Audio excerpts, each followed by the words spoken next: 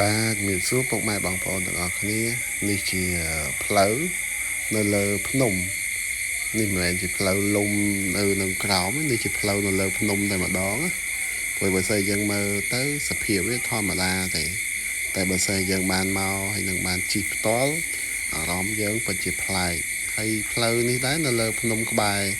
ភ្នំជ្រូកផ្អោបទេផ្លូវរមណីយដ្ឋានជ្រូកផ្អោប